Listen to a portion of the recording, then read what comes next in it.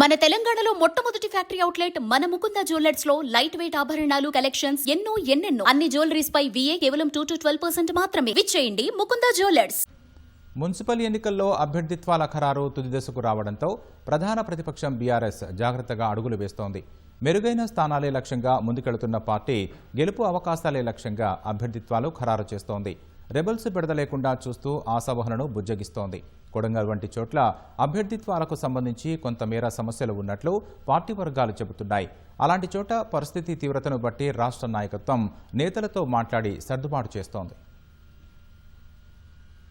పురపోరులో ఎక్కువ స్థానాల్లో గెలుపే లక్ష్యంగా వెళ్తున్న బీఆర్ఎస్ అభ్యర్థుల ఖరారులో జాగ్రత్తగా వ్యవహరిస్తోంది.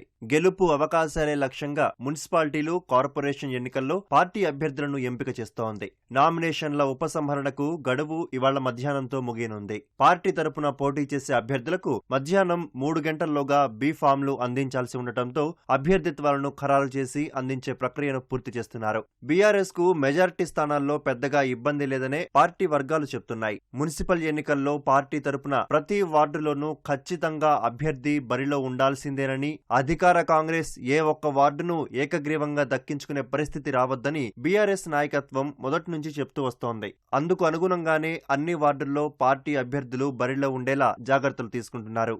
ముందు జాగ్రత్తగా కొన్ని చోట్ల ఒకరికంటే ఎక్కువ మందితో నామినేషన్లు వేయించారు. ఒత్తిళ్లు లేదా ఇతర కారణాలతో ఎవరైనా వైదొలిగే అవకాశం ఉంటే వారి స్థానంలో ఇంకొకరికి బీ ఫామ్ ఇచ్చే ఆలోచనతో ఆ ఏర్పాటు చేశారు. అయినా కొన్ని చోట్ల పార్టీ అభ్యర్థిత్వాలకు ఇబ్బంది ఉందని అంటున్నారు. సీఎం రేవంత్ రెడ్డి ప్రాతినిధ్యం వహిస్తున్న కొడంగల్ నియోజకవర్గం సహా కొన్ని చోట్ల బీఆర్ఎస్ అభ్యర్థిత్వాలకు కొంతమేర ఇబ్బంది కలుగుతుందని అంటున్నారు. కొన్ని స్థానాల్లో ఆశావహులు ఒకరికంటే ఎక్కువగా ఉన్నారు. వారిలో గెలుపు అవకాశాలు ఎక్కువగా ఉన్న వారిని ఖరారు చేసేలా చూస్తున్నారు. ఇందుకోసం సర్వేలు చేస్తున్నారు. స్థానికంగా రాష్ట్ర స్థాయి నుంచి సర్వే చేస్తున్నారు. గెలుపే ప్రాతిపదికగా అభ్యర్థిత్వాల ఖరారు జరగాలని పార్టీ నాయకత్వం ఇప్పటికే స్పష్టం చేసింది.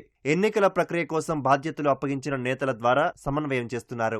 ఎమ్మెల్యే ఇన్ఛార్జీలతో పాటు ఎమ్మెల్సీలు, ఎంపీలు పార్టీ జిల్లా అధ్యక్షులను సంప్రదించి అభ్యర్థిత్వాలను ఖరారు చేస్తున్నారు. వీలైనంత వరకు స్థానికంగానే అన్ని అంశాలు పరిష్కారమయ్యేలా చూస్తున్నారు. పరిస్థితి తీవ్రతను బట్టి రాష్ట్ర నాయకత్వం సరిదిద్దుతోంది. షాద్ నగర్ కు సంబంధించి మాజీ ఎమ్మెల్యే అంజయ్య యాదవ్, ఎమ్మెల్సీ నవీన్ కుమార్ రెడ్డితో కేటీఆర్ ప్రత్యేకంగా విడివిడిగా మాట్లాడారు. సిర్పూర్ కాగజ్ నగర్ విషయంలో మాజీ ఎమ్మెల్యే కోనేరు కోనప్ప, విశ్రాంత IPS RS ప్రవీణ్ కుమార్ తోనూ ఆయన మాట్లాడి సర్దుబాటు చేసినట్లు పార్టీ వర్గాలు చెప్తున్నాయి.